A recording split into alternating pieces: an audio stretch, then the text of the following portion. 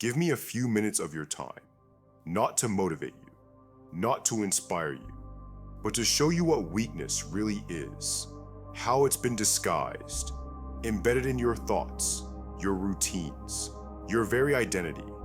And once you see it for what it is, you'll no longer be the same. Part 1. You were not born weak. You were taught to be, conditioned by those around you, shaped by invisible hands, by parents who, without knowing, taught you that being liked was more important than being respected, by teachers who graded you not on truth, but on obedience, by peers who punished you any time you stood apart, by a culture that confuses meekness with virtue and timidity with goodness. And over time, that conditioning sank in. You learned to hold your tongue, to soften your voice, to shrink when you should have stood tall, to question yourself instead of questioning the world. And every time you folded to keep the peace, every time you stayed silent to avoid judgment, every time you chose comfort over growth, a piece of your strength was buried, not lost, buried, still there, waiting. But here's the trap. The longer you live this way, the more you begin to believe it's just who you are. That your softness is natural, that your hesitation is part of your personality, that your weakness is something you were born with. But it isn't. Weakness is not your nature. It is a learned state, a story, written by others, repeated by you. And the danger is this: if you don't see it for what it is, if you don't challenge it, it will keep writing your life for you. It will dictate who you are, what you settle for, how far you rise or don't. But that is not your fate, because the strength you've been searching for, it's not out there. It's here, right now, buried beneath the layers of lies. And today, we're going to dig it out. Part 2. Let's begin with a question. What does it mean to be weak? Most people will tell you it means showing too much emotion. It means lacking discipline. It means being physically small or mentally fragile. But that's not the truth. Weakness is not about how you feel. It's not about how much you can lift or how much you can endure. It's not about how smart you are or how much knowledge you've collected. Weakness is this: needing permission to be yourself, outsourcing your worth to others, living a story that convinces you it's okay to stay small, to play it safe, to remain forgettable. It is calling your laziness self-care. It is calling your fear humility. It is calling your hesitation kindness. It is accepting a life that dulls your instincts and numbs your will. Weakness is not the absence of strength. It is the presence of self-betrayal. And here's the brutal truth. You've been taught to betray yourself by the media, feeding you stories of helplessness, by culture, rewarding you for conforming, by friends who secretly prefer the version of you that doesn't outgrow them, by family who may love you, but unknowingly encourage your hesitation, your indecision, your comfort. And over time, the betrayal becomes habit. You start to think small, speak softly, move carefully, live in a way that makes everyone comfortable, except you. And here is the price you pay. That simmering resentment, that quiet frustration, that deep fatigue that sleep can't cure. That is not burnout. That is not stress. That is the cost of weakness. Part 3. So here's where we begin. You must stop mistaking weakness for goodness. You've been trained to believe that saying no is rude, that protecting your time is selfish, that putting yourself first is narcissistic, that wanting more is greedy, that standing tall is arrogant. But none of that is true, because weakness is not kindness. Weakness is not empathy. Weakness is not humility. Weakness is compromise. It is shrinking so others won't feel threatened. It is softening so others won't feel small. It is betraying yourself piece by piece in the name of being nice. And what does it cost you? Your presence, your voice, your power. Because here is the brutal truth. The world does not respect weakness, even when it is well-intentioned. It forgets you. It overlooks you. It passes you by. But strength, true strength, commands respect. And that strength does not come from arrogance. It does not come from aggression. It comes from clarity. Clarity about who you are. Clarity about what you stand for. Clarity about what you will and will not allow. And here is what happens when you claim that clarity. You no longer apologize for taking up space. You no longer explain your choices to make others comfortable. You no longer beg for validation. You walk into a room and people feel it. You speak and people listen. You move and the room adjusts because clarity is magnetic. And strength, true strength, is born from it. Part 4. Now, let's talk about your habits, because weakness isn't always loud. It doesn't announce itself. It hides in the smallest things you do each day. In how you wake up, in how you move, in how you speak, in how you respond to pressure. It hides in routine. You wake up, and the first thing you reach for is your phone, scrolling, consuming, comparing. And in that moment, without realizing it, you've already surrendered your day. Not because phones are evil, but because you didn't choose. You reacted. And every time you react, instead of creating, you weaken the muscle of discipline. You give up command of your mind. You give up ownership of your energy.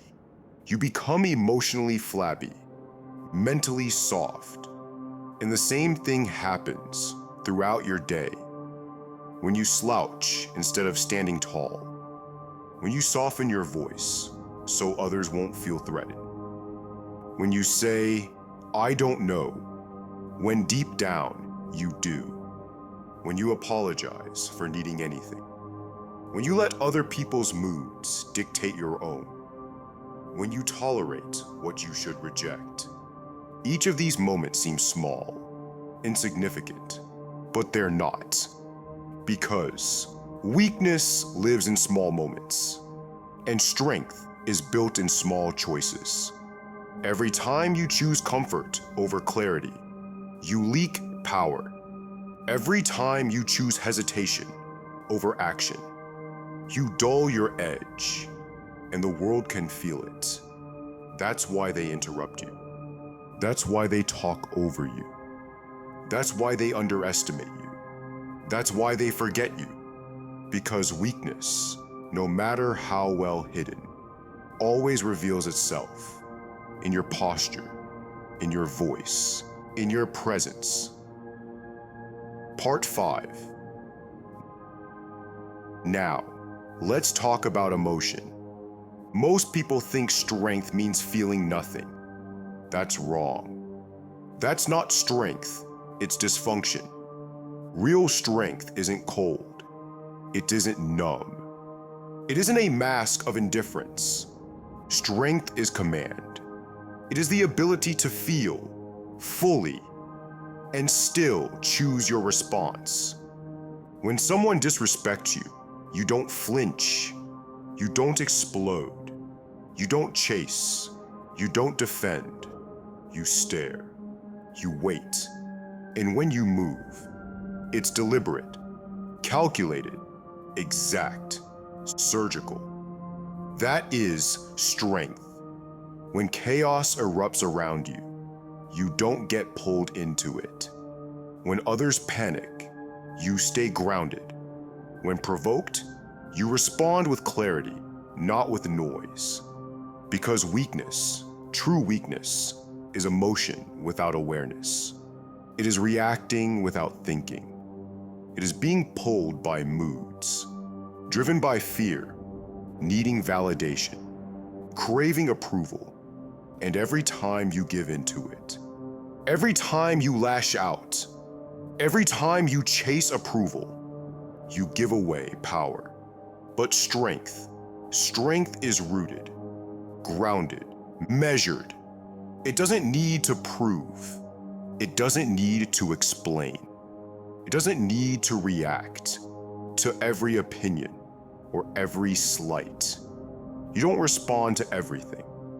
You don't chase every argument. You don't answer every challenge. Because when you master that, when your emotions serve you instead of control you, you become unshakable. You become the man who others feel, even in silence. Part 6. Now, let's destroy one more thing: victimhood. Because nothing will weaken you faster. Nothing will erode your power more completely than the story you tell yourself about what happened to you. Most people carry their pain like a shield. They wear their trauma like a badge. They speak of their past as if it defines their worth. But here is the truth. No one cares what happened to you. Not really. They care what you become despite it. Because when you turn your pain into your identity, you chain yourself to it. You make weakness your home. You make suffering your personality. And weakness feeds on that story. It whispers, "Stay here. You're a victim. You can't move forward." But strength, true strength, does something different. It takes that pain, that betrayal, that disappointment, that heartbreak, that rejection, that loss, and forges it into fire, into discipline, into clarity, into presence. You stop saying, "I'm a trauma survivor." You start saying, "I am forged in fire." You stop saying, "I have anxiety." You start saying, "I command stillness." You stop saying, "I was abandoned."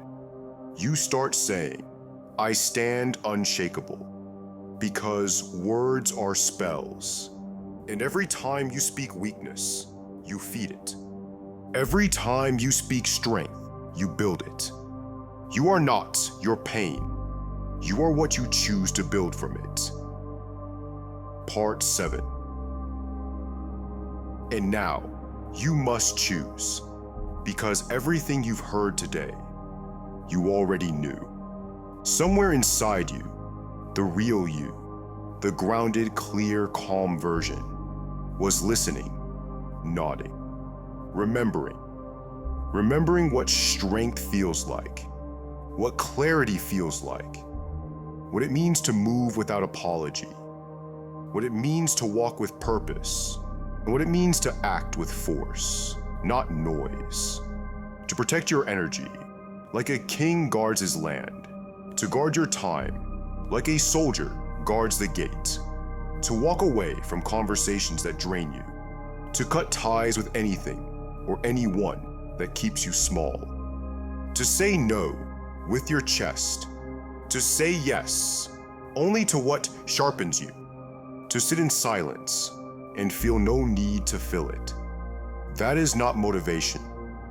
That is not hype. That is home. And now, you are here. You've remembered. You've returned. But here's the catch. You can't unknow this. You can't return to the version of yourself who made excuses, who delayed, who broke promises to himself, who called weakness humility, who called fear caution, who called comfort happiness. Because now you know better. And when you know better, you face a choice. You either evolve or you lie. You either rise or you shrink. You either become the man who is felt in every room, in every move, or you fade, soft, forgettable, unseen. And only you can decide. So choose right now. Become the man who is felt without speaking. The man who is clear without needing to explain. The man who is unshakable because he built himself that way. And guard that standard like your life depends on it. Because it does. If you enjoyed this video, hit the like button, share your thoughts in the comments, and subscribe to our channel for more Stoic wisdom. See you in the next video.